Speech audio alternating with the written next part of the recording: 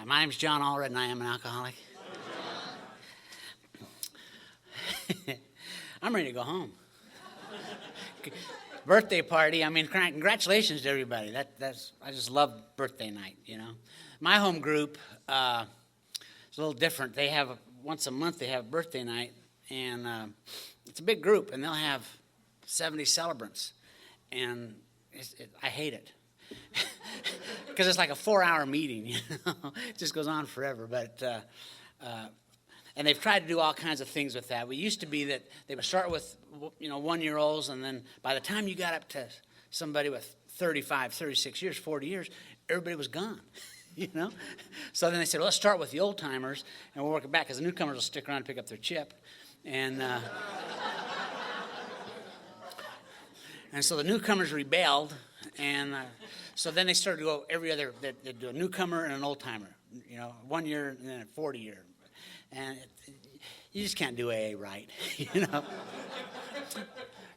This is a great, I'll tell you what, if you take this group for granted, I hope you don't do that, because this is a great meeting.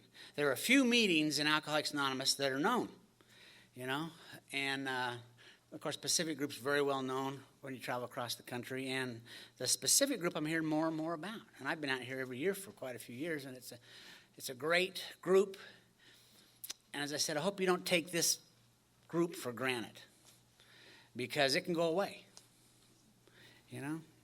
I had, in my home in Dallas, we had a big conference. It's called Lone Star Conference. And I started out as it's been about 30 years running.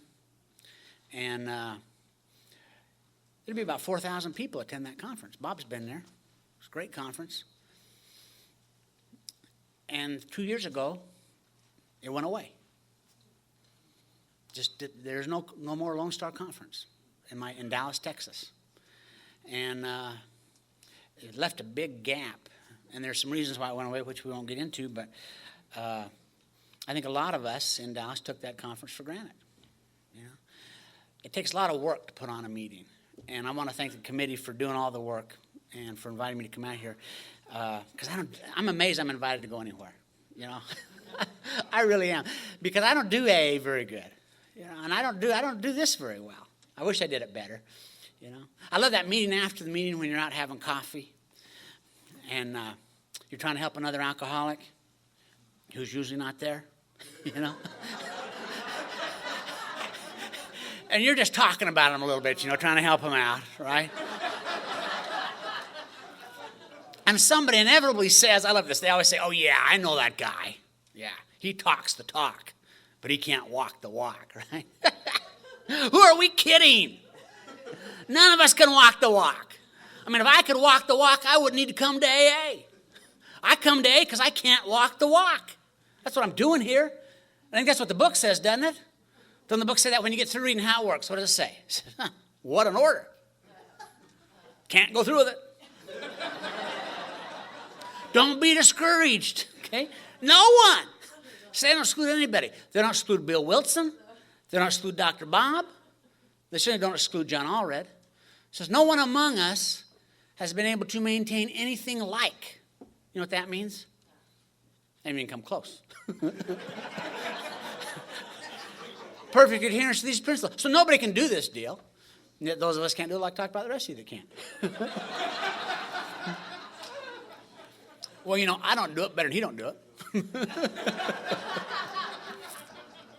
It's just a paradox. Alcoholics Anonymous is just a paradox. And I didn't like AA when I got here. Didn't like it at all, because I didn't understand it. I mean, think about that. You come to AA, and the first thing they told me, they said, okay, you're going to have to change. Change your playgrounds, change your playpens, change your playmates. Just change all that. Then you get a sponsor. What's the first thing your sponsor says? Don't make any major changes the first year. Sure, I understand this program. It's just a bizarre deal.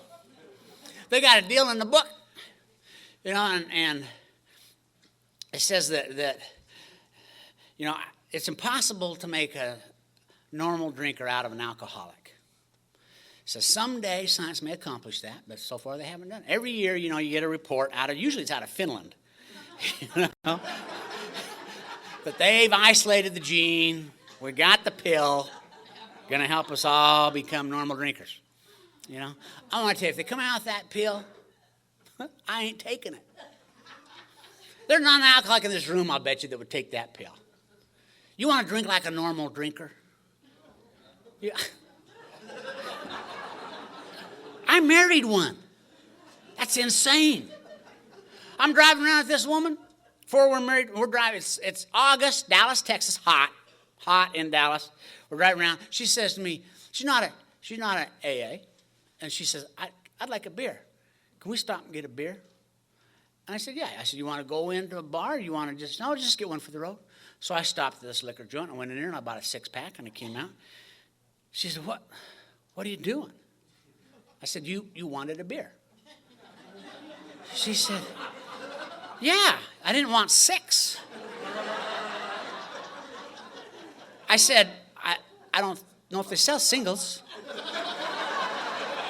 Do they sell singles? I don't know whether they do that or not. Never bought a single bottle of beer in my life. You know? You want to do that? I'm going to do that. I'll tell you, before I started dating her and got married, I was single and I'm running around and a buddy of mine invited me to his, he's not an alcoholic, so he invited me to his pool. Sunday, they had this girl they wanted me to meet. So I go over there on Sunday and they're in there in the kitchen and they're fussing, getting all ready to have this barbecue. And they got 1 bucket of ice and 1 bottle of champagne in the bucket. And I said, Steve, I said, what's this? He said, oh, that's our champagne. The girls wanted mimosas this afternoon. Mimosas. Okay, get this. They're going to mix champagne and orange juice. Don't understand that. You know? I said, how many bottles y'all got? He gets a funny look on his face and says, only 1, why? I said, hell, it's your party. I said, I don't. So we barbecued, we lay on the pool, had a great time. We're getting ready to leave to go home. I go in, and all 3 of them are gathered around this bucket of ice in the kitchen, fussing with this bucket. I said, what are y'all doing? Steve was up and says, oh, John, you're an alcoholic. You don't know how to do this. How do we recork this bottle? I said, I don't have a clue how to recork that bottle. You ever have to recork a bottle? Come on. Hell, I'm embarrassed for these guys. 3 of them all afternoon can't knock off 1 measly bottle of champagne. I drank a 12-pack of Diet Coke in the same time. You know, they can't knock off 1 measly bottle of champagne. You want to drink like that? That's crazy. Now, I am an alcoholic. And when I start drinking, here's a problem. Because once I started drinking, and I drank alcoholic from day one. I never drank socially. I never got that cocktail or that glass of wine, you know, and walked around and waited for the ice to melt and just kind of talked, sat it down and left. I never did that. I just drank alcoholic. I like to get drunk, you know. And as soon as I started doing that, people started telling me, you're an alcoholic. And I'd say, once they start telling you that, you're screwed. Because there's no correct response to that accusation. They say, you're an alcoholic. You can't say, I'm not. Because then they say, see, denial. That's the first clue of alcoholism is denial, you know. And so you can't deny it, and you can't say, yeah, you're probably right, because hell, then you got to go to AA. So once they start telling you you're an alcoholic, you're just in trouble. You're just in trouble. And they're telling me I'm an alcoholic. I say, what's an alcoholic? How do you know you're an alcoholic? What is that? And so they give you this they say, well, it's a disease. Don't settle down. Don't get excited, John. It's a disease. Okay, fine. Then let's go to the doctor and get a proper diagnosis. Well, we can't do that. Well, how do you know you're an alcoholic with this disease? Can't we go, take some blood analysis? No, can't do that.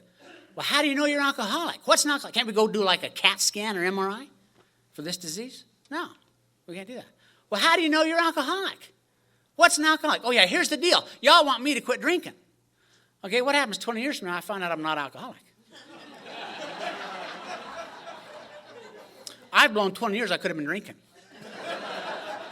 I'm not going to take that kind of risk. Just not going to take that kind of risk.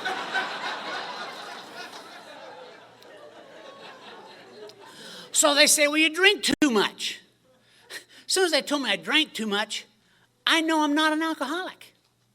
Because I never drank too much in my life. In fact, I'll tell you, there's not an alcoholic in this room tonight that ever drank too much. It's impossible for an alcoholic to drink too much. You will never do it. See, I am an alcoholic, not because I drank too much. I'm an alcoholic because I couldn't drink enough. Okay. You ever drink enough? Oh, yeah, I can see somebody from this group. You go to the bar, you have a couple cocktails. Bartender says, "Do you care for another cocktail?" Oh, golly, it's Thursday. Got one more day of work, Friday. Don't want to be late for work. I think I've had enough. Shit. Never had enough, you know? I mean, I go to the bar at noon. You ever do that? You get to the bar at noon, you start drinking at noon. It's now midnight. Been drinking in the same damn bar for 12 hours, right? And I'm drunk. Hell, I know I'm talking about it. Stuart.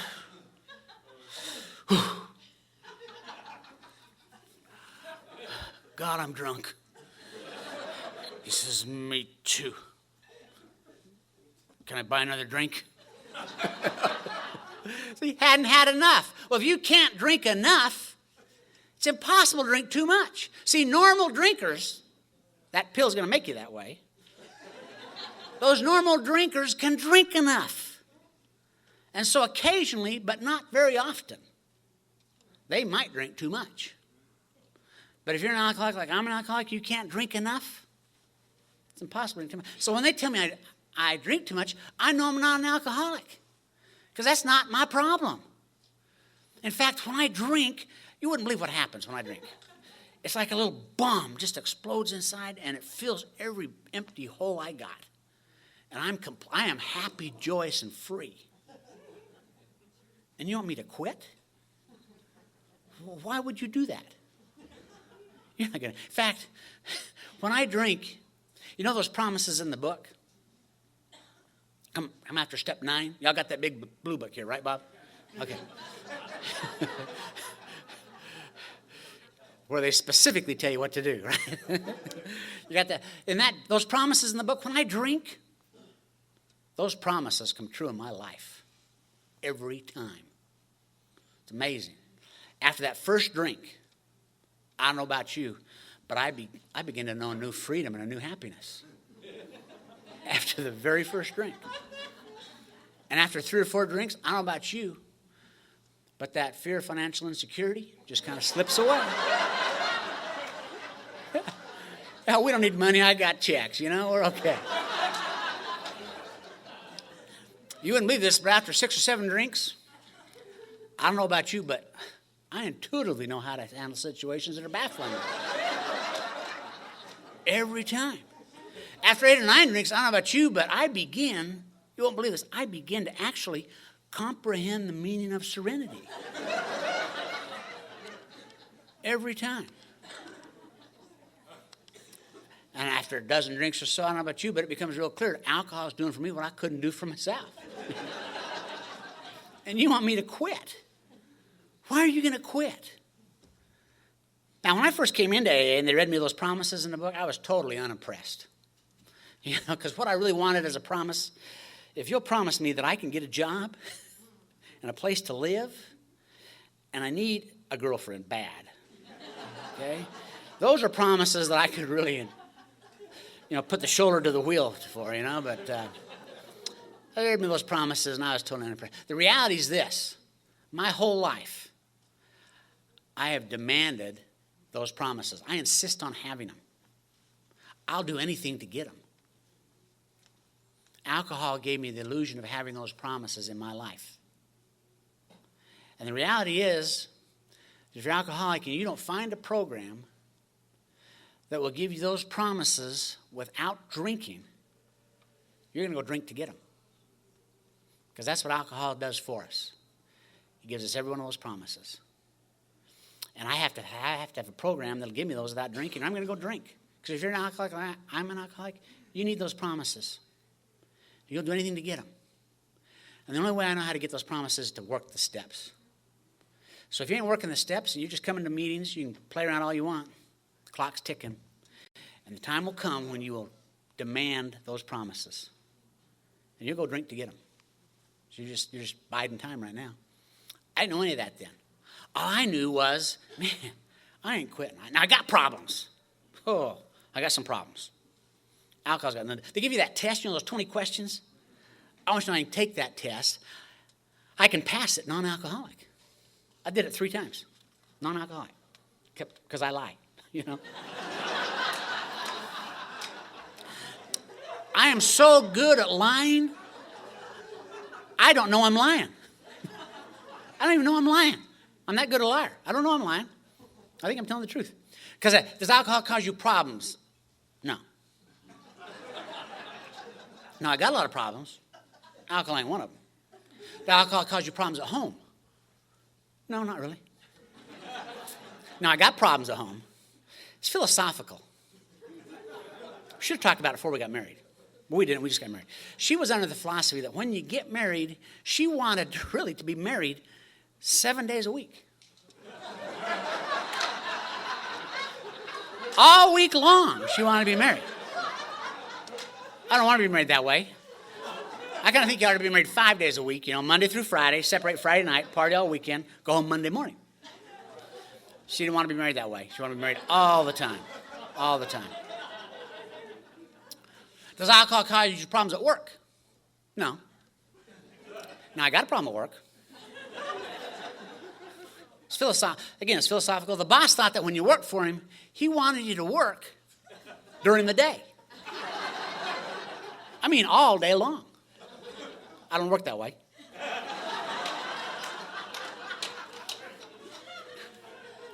Does alcohol cause you legal problems? No, not really. Now, I got a lot of legal problems. I don't know what I'd done to offend the Salt Lake City police, but they were mad. And I was totally convinced every time they see me, they had my picture and my license plate on every dashboard in Salt Lake City. They must have. Because every time they see me, I go to jail. I mean, I can be doing nothing wrong. If a cop drives by, spies me, I go to jail. Happened to me. I'm walking down the street, not bothering anybody, just walking down the street. A cop, I'm not driving, no DWI, I'm just walking. A cop drove by, arrested me. All right, it was 3 o'clock in the morning. You got to be able to walk down the streets of America. It's a free country. 3 o'clock. I got arrested. Okay, it was a bad rainstorm going on. But you ought to be able to walk in the rain 3 o'clock in the morning if you want to. I got arrested. Okay, I didn't have a shirt on. It's okay. You can walk in the rain at 3 o'clock in the morning. There's no law against doing that. I asked the cop why he stopped. Okay, I had a gash in my head. I had blood running down my head. That was not my fault. I'd been in a cab earlier, said, stop the cab, I want to get out of here. He did not stop quick enough for me.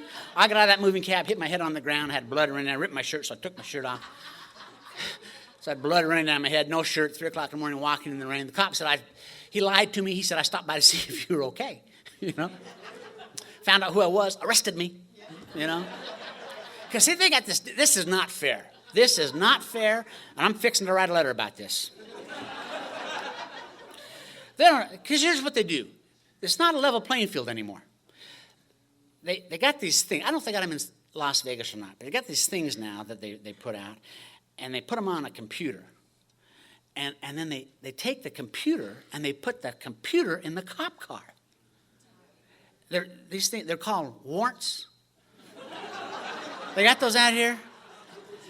And once they get on that damn computer, they just stay on there a long time. They don't even bother to come look for us anymore. They just put out a warrant, wait for us to show up, and we show up. So I always had these warrants out there, always picking me up on. And I had a timing problem. This was the biggest problem I had, timing. My timing was off. A lot of alcoholics got timing problems. And the problem with the timing problem is you don't know whether your timing's off because you're running ahead of schedule or you're running behind schedule. So you don't know whether to speed up or slow down. Like I'd get stopped by the police and I'd think, look at that. 1, 2 minutes. If I'd have just 1 or 2 minutes sooner, I'd have been through that intersection, that cop would not have been there, and I'd have been okay. And then I think, well, maybe I should have been 1 or 2 minutes later, then hit have been past that intersection, I'd have been okay, you know? So you don't know whether you're too fast or too slow. So I'd be sitting in the bar, and I'd think, I wonder if it's time for me to go.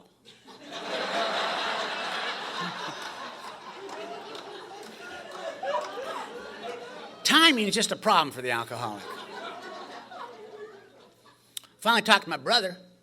My brother said, you better straight up fly right, because if folks think you're crazy, they're going to sign these commitment papers. They're going to commit you. They're going to sign the papers. They got a judge lined up right now to sign the commitment papers to commit you, and you better straight up fly right. And that's when I figured out the real problem. Okay? Utah is at a high altitude. Y'all see the Winter Olympics a couple years ago? It's in the mountains. It's way up in the mountains. It's high altitude.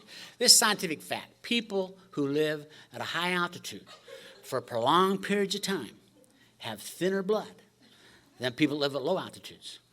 That's true. I saw that on the Discovery Channel. Okay? Well, it's obvious. I've been living in Utah my whole life. I got to have thin blood. You go out and party hard on thin blood, you have a problem. What I need to do is get to sea level. Thicken up my blood a little bit, and I'd be okay. Call a buddy of mine, lives in Seattle, that's sea level. Tell him about these problems I got. He said, man, get away from it. Take a year off, come up here, stay with me and Gail. I said, well, I don't want to impose on you and Gail, your 5 kids. He said, no imposition. He says, I'll be there Tuesday. So I moved to Seattle. Wasn't doing anything in Seattle, just doing a little drinking, working on thickening up my blood. And when you're in that kind of condition, the next logical thing you want to do, you're going to want to gamble. You know, best time to gamble is when you're unemployed.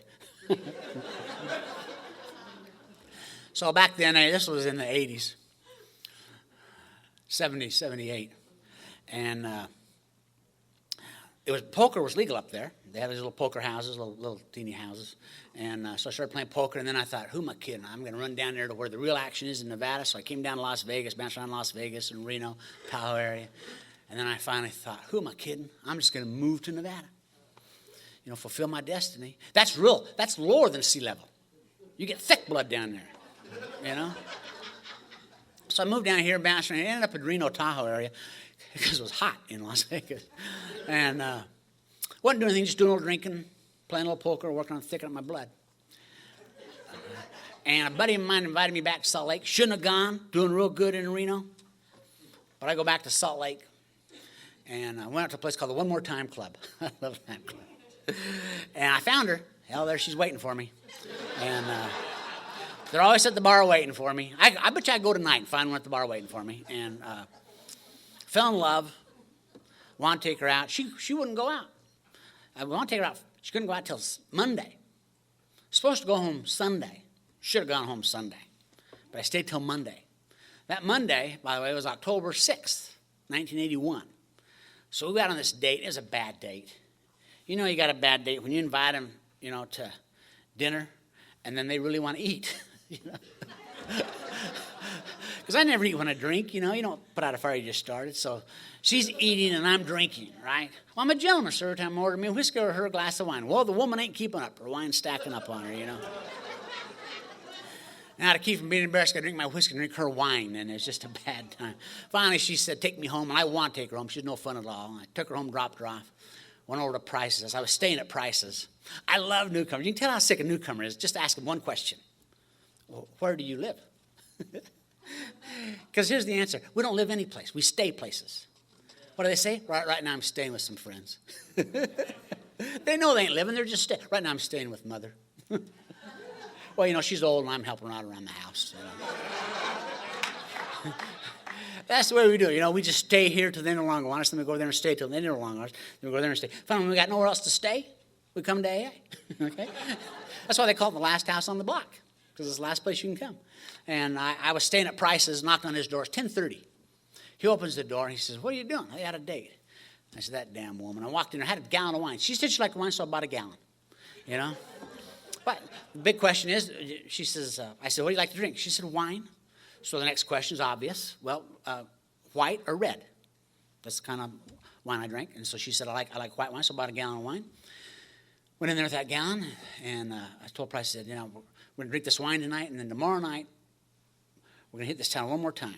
Then I got to get out of here. This high altitude drinking will get me in trouble. So we got Tuesday, October 7th, 1981. Started at the Joker Club. Joker Club was a great club. It wasn't in Utah, in order to get a drink, a hard drink, you got to be a member of a private club. Okay? But Joker Club wasn't a private club. It was just a 3-2 beer bar. It wasn't a very fancy 3-2 beer bar. Okay? I'll be honest about the Joker Club. It was a topless joint. It wasn't a very fancy topless joint. The Joker Club had one dancer in the whole place. You had to be drunk to appreciate her. I mean, it was just a sad deal. And we started the Joker Club at noon. Got down there at noon. Then we decided to go see the fashion show at the Hilton. The Hilton put on a fashion show, so we went over to the fashion show. And I remember the fashion show, and then I blacked out. I black out a lot. I'm a blackout drinker. Black out a lot. Probably black out every time. But how do you know if you black out? You don't know. But I blacked out. There are two things about blackouts. Some are real scary, some aren't too bad. There are two factors that determine how scary a blackout is. The first factor is, how long are you blacked out? The longer you're blacked out, the more scary they are. Right? The second factor is, what are you doing when you come out of your blackout? That can be real scary. And I wasn't blacked out that long that night, but I came out of my blackout at the worst time, without a doubt. Those who black out know that the worst time to come out of a blackout is when you're talking to the cops. Because you don't have a clue where you are in the conversation, and you can't ask. You can't say, "No, what are we talking about here?" You can't say that, So then, we just came out of a blackout, So you got to kind of figure out, what do they want? What have you talked about? What have you admitted to already?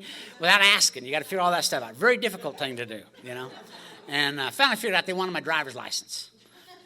Well, I didn't have a driver's license. They'd taken that 3 DWIs earlier, so I told the guy, "Listen, I appreciate you stopping, but I'm just going to leave my car parked here. I'm going over there. In fact, that's probably where my driver's license is. I'm going to walk right over there. That's where I'm staying. I'm going to go over there, and I'll pick up my car tomorrow. Thank you for stopping." They would not let me go. Then they ran my license plate, found out who it was, arrested me, and I'm in lockup. And this time they're really ticked because I can't bond out. Can't bond out. See, I knew the system. You get arrested, no matter what you're arrested for, what do? You plead not guilty. Doesn't matter. Whatever you're arrested for, you plead not guilty. And then you go to the OR person. If it's just drunk stuff, you get out on your OR. Back in the 70s, you just got out on your OR. You may have to post, I think the biggest bond I ever posted was $50. And then they set your court date, and you get you an attorney, and then you start that postponing process, right? Postpone. Keep postponing the court date. What you're doing, you're hoping that the cop dies. That's what you're doing, My cop never died. He always showed up in court. And then the day before court, when the attorney says, "Okay, now tomorrow we're going to court. No more postponing. We go to court tomorrow. Be there 10 o'clock. You want to be sure on the day before court, move." Okay? Because I never went to court. I just moved. So I had all these failure to appear. And they said, "No, we're not letting you out. You're going to court." And so I'm in lockup. I don't like lockup. I really don't like it. I don't like to go to jail. Never did like it. And this time I can't get out. And I'll do anything to get out of jail. Can't get out. Finally, a buddy of mine named Stan comes down to see me. And Stan wasn't an alcoholic, didn't know anything about AA or alcoholism. But Stan had a lot of money, a lot of influence in Salt Lake. And he came down to see me, and he said, "Okay, I've talked to some friends, and I can get you out. They'll release you into my custody. But the only way I'll do that is if you promise me you'll go to treatment because you're sick and you need help." And I said, "Oh, Stan, bless you. Well, you are so right. I don't know what it is. I go down there into these bars, and I don't want to drink, and I get drunk, and I get in all kinds of trouble, and I don't want to do that, and I need help. I guess I'm an alcoholic. I need help. But I can't get any here." And he said, "I'll get you out of jail." All right. So he said, "I'll get this." I got out of jail. And so I had to stay with Stan that night. And the next day, Stan gets up, he throws me the yellow pages, says, "You go anywhere you want to go, but you got to go to treatment." So I'm looking at the yellow pages, and they had a whole bunch of treatment centers in 81. And I called this one treatment center, and I told him, I said, "I need to come in for a little treatment." Gal said, well, do you have any insurance? I said, no, I don't have any insurance. I hadn't worked for 3.5 years, I don't have any insurance. She said, well, it's $12,000. I said, hell, I don't want to stay all year, I couldn't believe how much they wanted for treatment. It was very frustrating. I was one place, they wanted $18,000. I was so frustrated, I said, honey, listen, if I had $18,000, I wouldn't need your goddamn treatment, Would have solved any problem I had. You should just give us that money. We'd be all right. Finally, one joint, and I said, I need to come in for a little treatment. The gal says, okay. And I said, well, you need to know something. I don't have any insurance. She's okay. And I said, well, how much is it? And she's a salesperson, right? So she's going to give me the benefits first before the price, right?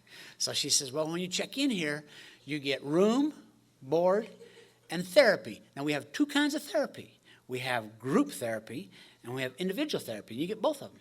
And it's $9 a day. And when you check in here, we apply for food stamps, and we credit the food stamps we get to your bill. And then we get some state aid. If you do some work around here that you're assigned, we pay $1.50 a day, which you can buy cigarettes with. Back then, cigarettes were $1.25 out of the vending machine. Or you could apply that $1.50 to the bill. And if you did that, it would break it down to be about $5 a day with everything. I couldn't believe it. I said, how long is your waiting list? So those other places that wanted 12, 18,000, they had 30 to 60 day waiting list just to get in. I said, how long is your waiting list? She says, oh, we have a bed for you tonight. I said, well, I don't need to come tonight. She says, I think you ought to come tonight. And I got a problem with this place. Think about it. They got bargain rates, $9 a day, room, board, therapy. They can't fill their beds. Okay. Now they're high pressure me to get me to come in. I'm the consumer here. I got my rights. I said, honey, listen, you make my reservation for Saturday. Just forget the whole damn deal. So she made it for Saturday.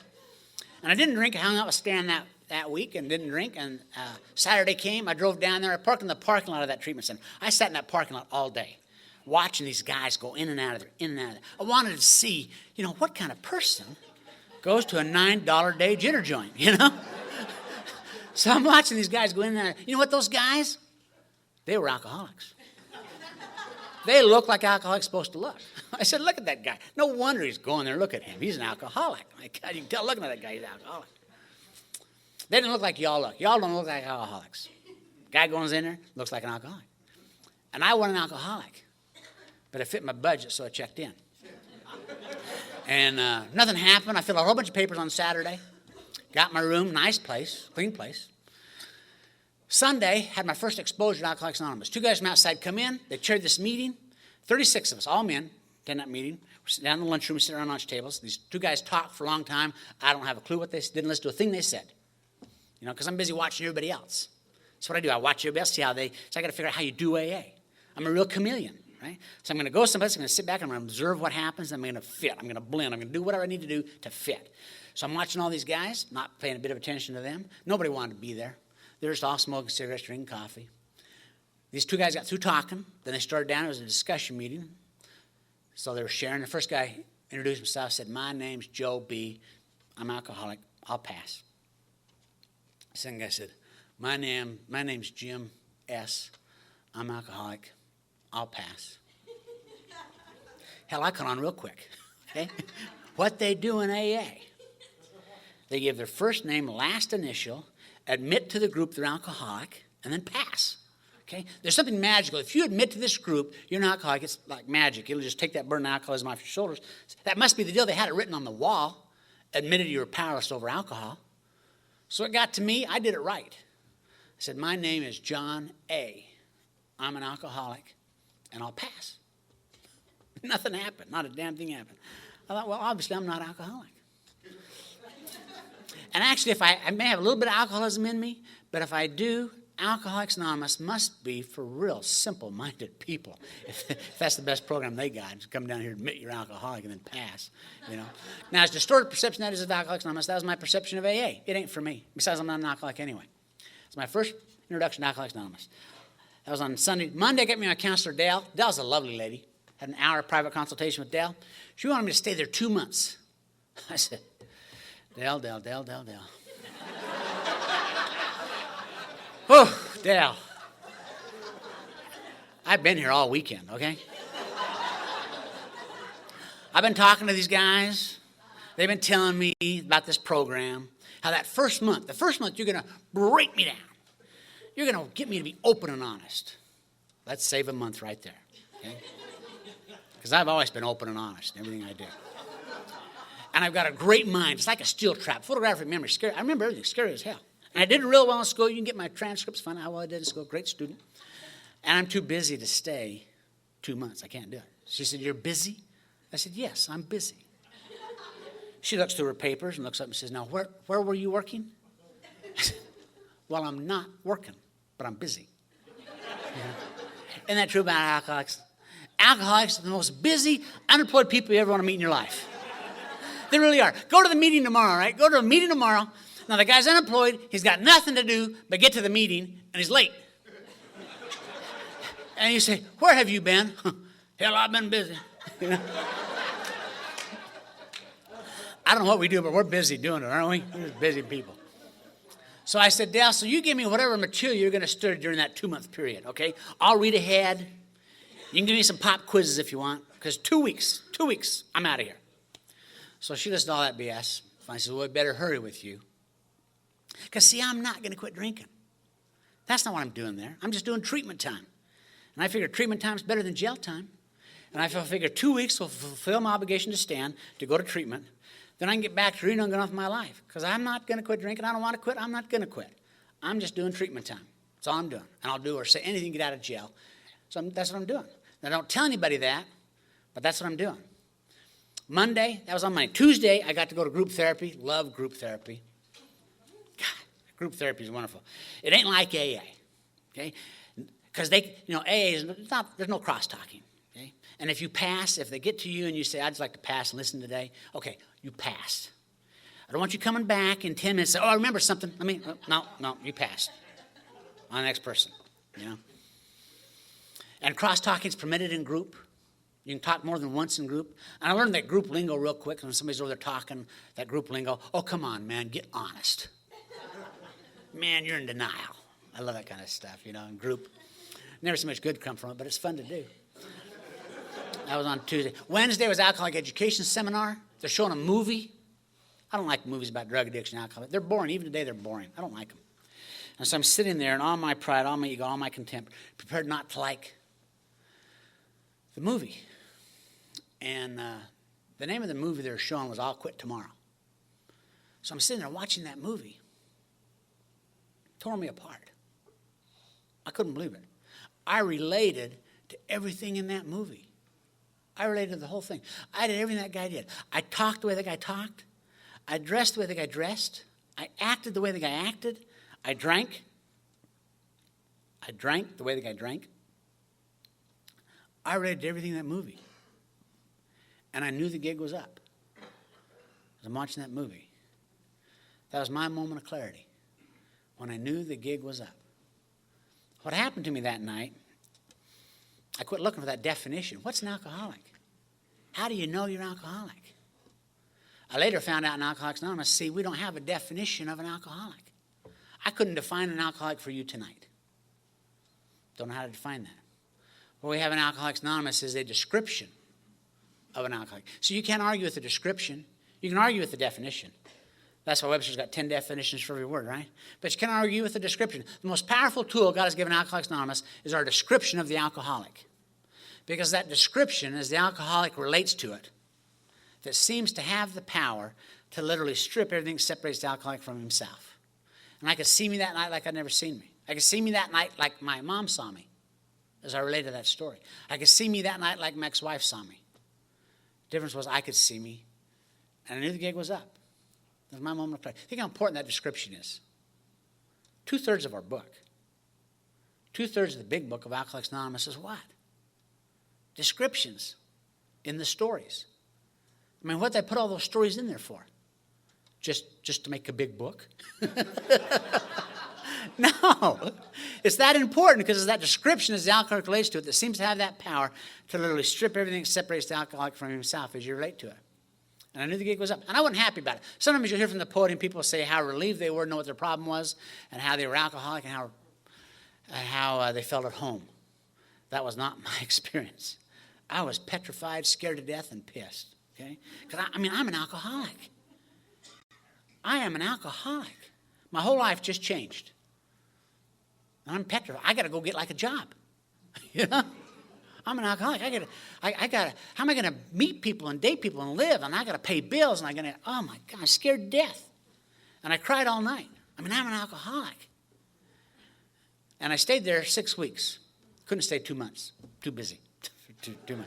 But I stayed 6 weeks. I got out of there. Now, they told me, they said, now, you're getting out of here. You need aftercare. A very important part of treatment is aftercare. But you're living in Reno. We're in Salt Lake. That's 800 miles. You can't come back here 3 times a week for aftercare. So we're going to prescribe you go to AA for your aftercare. So they gave me Intergroup's phone number in Reno, Nevada. So I drove back to Reno, got back there the 2nd of December. I knew 2 things when I got back to Reno. I know I don't want to drink. I'm an alcoholic. And I know A's got nothing to offer. Okay? I mean, because you go there, you give your first name, last initial, admit to the group, and pass. You know? Why do we got to do that? That's such a Mickey Mouse deal. I don't want to do that, you know. But I don't want to drink because I'm an alcoholic. I know that. So the first day I'm back in town, I call AA on the phone. Guy answers the phone. I said, my name is John A. I'm an alcoholic. The guy said, my name is Bruce. I'm an alcoholic. John, what can I do for you? And I said, well, I just got back to Reno. I live in Reno, Nevada here. It's got a treatment over here in Salt Lake City. You know, and I wanted to call and report in. Yeah. I thought they had me on computer, you know. And if you don't show up, they put out a failure to appear on you there, and you're screwed. So he said, well, I'm glad you're here. He said, you want to go to a meeting tonight? It was Thursday night. You want to go to a meeting? I said, yeah, I'll go to a meeting. You probably want to meet me. And he said, I'm not going, but there's a men's stag at the Hotel Riverside Casino. Starts at 8:30, 3rd floor Sierra Room. I said, I don't know right where it is. I'll be there early so we can meet. He said, well, I'm not going. And I said, well, you know, I'll call them and let them know that John A. coming to their meeting tonight. He said, no problem, they'll be there. So I show up 20 after 8, First Resentment Alcoholics Anonymous. I called, made my reservations. Guy did not call them, tell them I'm coming. They were not expecting John A., you know. Just some guys smoking cigarettes, drinking coffee, waiting for the meeting to start. I got my coffee, sat down. Pretty soon an old guy named Red got up to chair the meeting. Red looked like an alcoholic. He talked for a long time, didn't listen to a thing Red said, because I'm watching what they do in Reno. You got to figure out how they do AA in Reno. They did it just like they did in treatment. Nobody paid a bit of attention. They just smoked cigarettes, drank coffee. But Red got through talking, and then they started down this row, these guys to share, and these guys didn't pass. They started talking. Now, I had no idea what they were sharing about. Nothing we talked about in treatment. You know, in fact, these guys, you wouldn't believe it, these guys couldn't even introduce themselves right. Some of them did not give their last initial. They said, my name's John, I'm alcoholic. Guy didn't give his last initial. You're supposed to give your last initial in here. Didn't give his last initial. Some of them gave their last name. They said, my name's John Allred, I'm alcoholic. Jesus. What does he think anonymous means, man? I know his first and last name. Hell, I could look him up in the phone book if I wanted to, you know. So I thought, you know what? If he's not going to respect his anonymity, I will. I won't look at the guy. I won't look at this guy. I don't know who this guy is. There's an anonymous program. If I see you on the street, I'm not even going to say hi. It's an anonymous program, you know. So these guys were talking. They were sharing. Now, I don't know what they were talking about because there's nothing we talked about in treatment. In fact, it became real clear to me. I sat half through that meeting. Nobody mentioned we got an XY chromosome deficiency. It became real clear. These guys have not been to treatment. So it got to me, I thought I'd help. And I did it right, too. I said, my name is John A., and I'm an alcoholic. And he said, hi, John. And I qualified. I said, listen, guys, I just got out of treatment over in Salt Lake City. And I want you all to know I have the latest, most up-to-date medical and psychological information on the disease of alcoholism. Second resentment in AA, Red cut me off, said, thank you, John, and went on the next guy.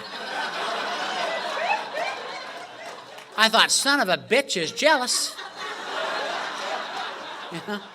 I know stuff he don't know, you know. After me, some guys come up and shook my hand. They said, we hope you come back. I'll be back. They need me. They need me down there. Now, Chuck Chamberlain used to always say, every man's my teacher. Some people teach me what to do. Some people teach me what not to do. Okay? Please keep in mind if you're new, okay? Most of what I share from the podium is what not to do, okay? Because I've done this deal all wrong. I don't know where I was when they said 90 meetings in 90 days. It's not the way I did AA. I did one meeting a week. Okay? Every Thursday, I met at my men's stag group. Now, they will not let me share down there. But I keep going back. I figure, I'm a hell of a lot younger than Red. He's going to die, then I get to share. You know? I'll just outlive the son of a bitch. That's what I'm going to do. Just outlive him. Now, let me tell you what happens when you go to one meeting a week if you haven't tried that program. One of the things they told me in treatment, which is true. This is true. They said, John, don't drink. Okay? Man, if you just don't drink, you'll feel better. It's that simple. Don't drink, you're going to feel better. And that's true. But see, nobody explained to me what that meant. If you don't drink, you will feel better. You're going to feel everything better. You're going to feel all the pain, all the anger, you're going to feel that shit a whole lot better. So I'm walking around Reno feeling better, going nuts, you know. I mean, I drink when I feel better. And I'm down there Thursday night at my men's stag group, and it was Christmas Eve that year. And they said, now tomorrow's Christmas Day. Those you got nowhere to go for Christmas dinner, you go to the Dryers Club, Skid Row Clubhouse over on Wells, for Christmas dinner. They're having free Christmas dinner. Al-Anon's bringing it in. It'll be great. Well, I had nowhere to go Christmas, so I went over to the Dryers Club. I found it on Wells. It's still there. I ate. It was good. After the meeting, after I got through eating, I'm sitting there smoking a cigarette, drinking a cup of coffee, not bothering a soul. Old-timer spotted me. You know when they spot you? Man, their eyes glaze over, you know. They say, newcomer. And they start to salivate, you know. And I saw him spot me, and he got up. He started walking over toward me, and I thought, oh, look at this guy. Look at this guy. He's not my kind of guy. He's an old guy, fat old guy, big nose, funny hair. Okay, there's nothing cool about the guy at all. I like cool guys. This guy's not cool at all. And he's coming over there, introduces himself. His name's Don. Hi, Don. He informs me he's the coordinator of intergroup. I don't know what that is, but I thought, you know what? I'm glad they found something for you to do. So I'm chatting with Don, and it became real clear to me after talking for just a few minutes, talking to Don for a few minutes, Don had not been to treatment. So I started telling Don all about stuff they didn't know him to talk about in my group. He gets a funny look on his face, and he says, do you want to go to a meeting with me tonight? I said, well, Don, it's Friday. I go Thursdays over to men's stag group. He says, we got a meeting every night in Reno. And in that 3 or 4 weeks I've been going to AA, I heard, okay, this is a spiritual program.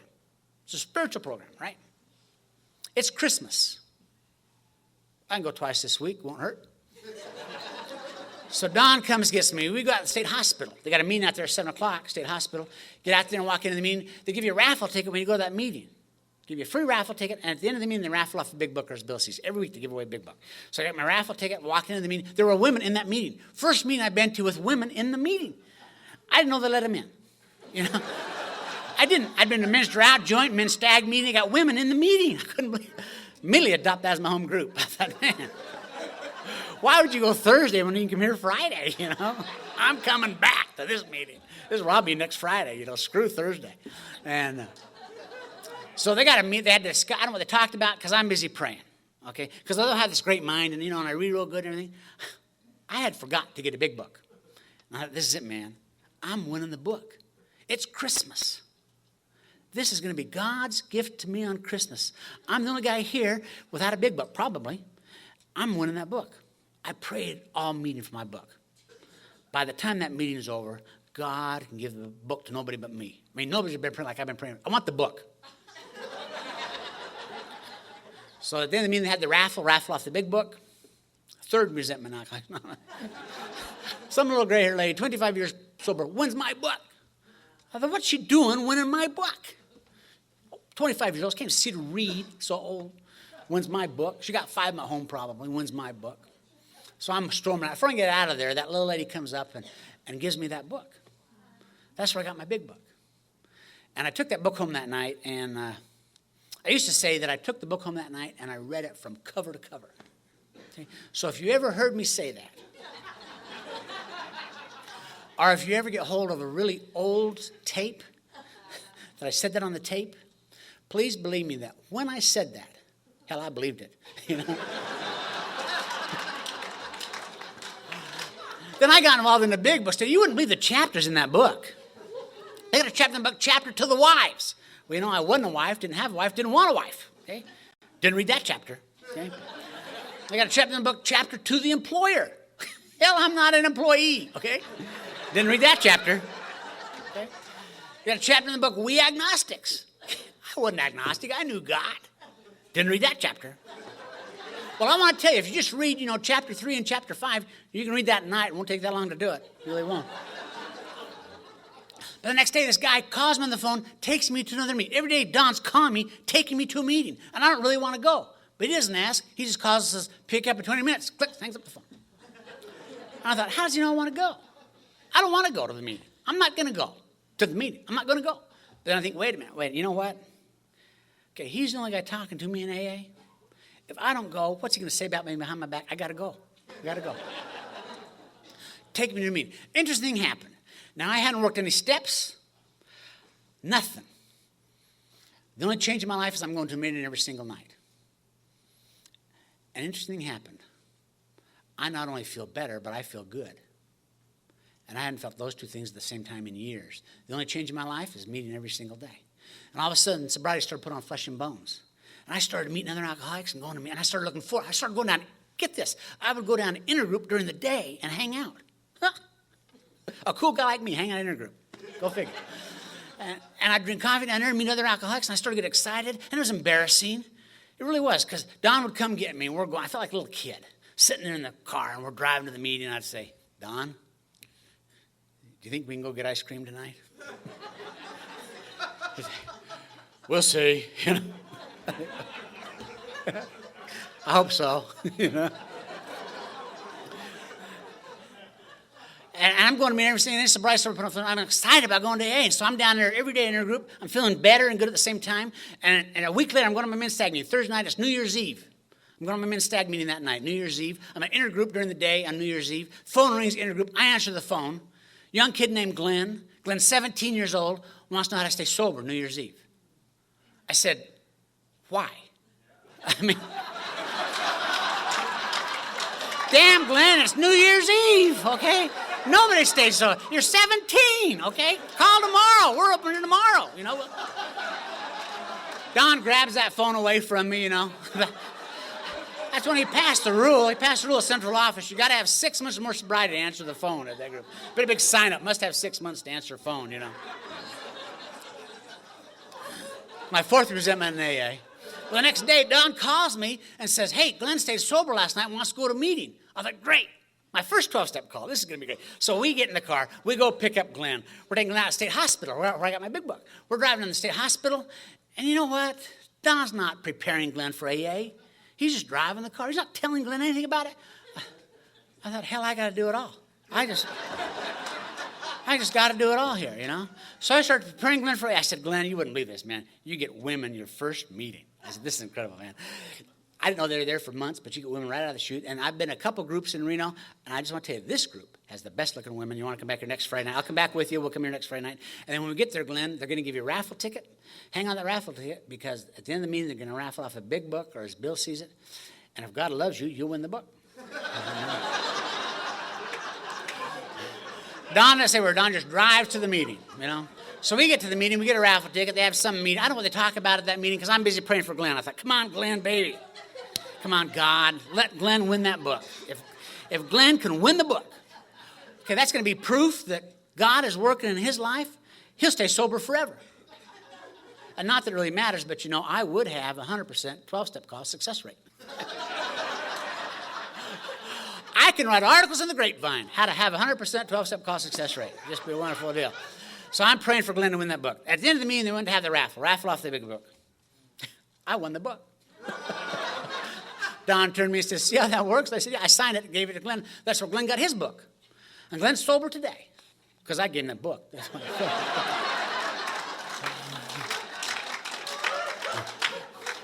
Now, that little experience early in my sobriety taught me a lot because it taught me how God works. See, God works through people. See, whenever God works, it's a win-win situation. There are always two winners when God works. It's a win-win deal with God. God works through people. See, I could have won the big book the first night if there had been one winner, me.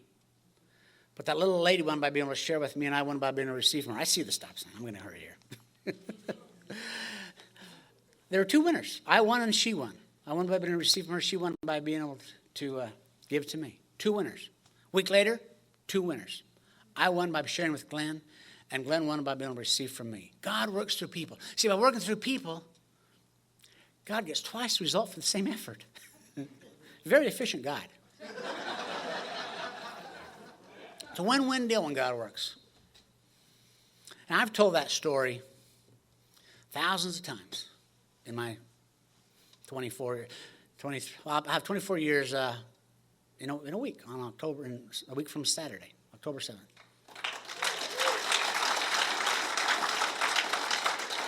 I've told that story thousands of times, I guess, at that time. And every time I tell that story, I remember that moment of clarity when I'm sitting there watching that movie and I know the gig is up. I remember like it happened yesterday. I'm thoroughly convinced that all of us in AA tonight that are sober have had that moment of clarity when you knew the gig was up. I'm equally convinced that those that come to AA for a while and leave and out there drinking and dying tonight had that moment of clarity when they knew the gig was up. What's the difference between those of us that are here sober and those of us that have left and are out there drinking? We both had that moment of clarity. I think what happens in Alcoholics Anonymous is really pretty simple. What we do in here is we keep that moment alive. We keep it alive. And nowhere can you keep that moment alive but when one alcoholic shares with another. See, as I've shared my moment with you of what it was like and what happened, what have you thought about?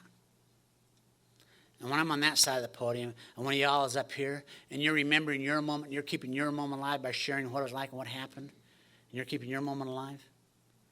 By the way, this is the perfect program for people whose root problem is they're selfish, self-centered. Because when you're up here and you're remembering your moment, I'm so self-centered, what am I thinking about? My moment, screw your deal. You know? We keep it alive. And nowhere can you keep that moment alive, but when one alcoholic shares with another. We keep that moment alive. Okay? You can't keep that moment alive by sharing with your doctor. Your doctor doesn't need to hear it. My very life depends on hearing about your moment so that my moment stays alive. It ain't a win-win deal when you share it with your therapist. They don't need to hear it. My life depends on hearing about your moment so that my moment stays alive. Because if you lose your moment, you take drunk. And I'm thoroughly convinced that moment is God's gift. And the reality is it happens. We assume you've had that moment when you get here to AA. Most of the time, not all the time, but most of the time, you have that moment of clarity before you get here. That's God's gift. And the proof of that statement is your last drink. I'm going to bet a whole lot of money when you had your last drink and you sat it down,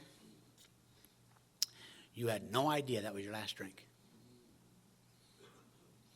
I didn't. Hell, if I did, I'd have done it different, you know? What happened? There's something that happened. We call that divine intervention, and it always happens to the alcoholic. Every alcoholic's given that chance, that moment of clarity, when you know the gig is up. And what we do in here is we keep that moment alive. I'm just tickled that Bob's invited me to come back, and I love this group, and I love y'all, and I'll see you then. Thank you very much.